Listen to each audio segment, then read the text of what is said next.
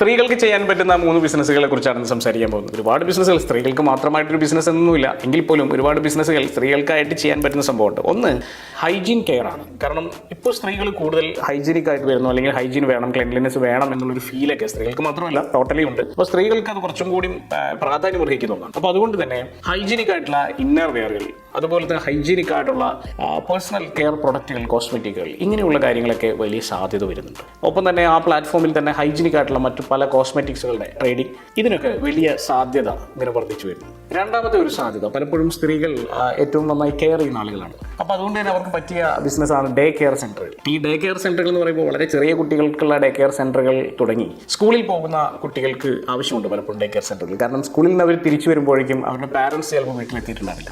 ഇവരെ എവിടെ അക്കോമഡേറ്റ് ചെയ്യണമെന്ന് അറിയാത്ത ഒരുപാട് പാരൻസ് ഉണ്ട്, പ്രത്യേകിച്ചും നഗരപ്രദേശങ്ങളിലൊക്കെ. അത്തരത്തിലുള്ള ഡേ കെയർ സെൻ്ററുകൾ വർക്കൗട്ട് ചെയ്യുന്നത് വളരെ എക്സൈറ്റിംഗ് ആയിരിക്കും. സ്ത്രീകൾക്ക് വളരെ ഈസി ആയിട്ട് ചെയ്യാവുന്ന ഒരു ജോബ് കൂടിയാണ്. പ്രൊഫഷണൽസിൻ്റെ ഇടയിലൊക്കെ മാർക്കറ്റ് ചെയ്ത് കഴിഞ്ഞാൽ വലിയ സാധ്യത ഈ ഒരു ഡേ കെയർ സെൻ്ററുകൾക്ക് ഉണ്ട് എന്നുള്ളതാണ് സത്യം. അടുത്തത് സ്ത്രീകളുടെ മാർഷ്യൽ ആർട്ട് സെൻ്ററുകൾ, യോഗ സെൻ്ററുകൾ, ജിമ്മുകൾ എന്നിവയാണ്. മാർഷ്യൽ ആർട്ടിലും അതുപോലെ ഈവൻ ജിമ്മുകളിൽ പോലും, ഒരു യൂണിസെക്സ് ജിമ്മിൽ പോലും സ്ത്രീകളുടെ നമ്പേഴ്സ് കമ്പാരിറ്റീവ്ലി കുറവാണ്. അപ്പം എക്സ്ക്ലൂസീവായിട്ട് സ്ത്രീകൾക്ക് വേണ്ടി മാത്രമായിട്ടുള്ള ജിമ്മുകൾ, യോഗ സെൻ്ററുകൾ, സുംബ സെൻ്ററുകൾ, അതുപോലെ തന്നെ മാർഷ്യൽ ആർട്ട് സെൻ്ററുകൾ, ഇതിനൊക്കെ വലിയ സാധ്യതയുണ്ട്.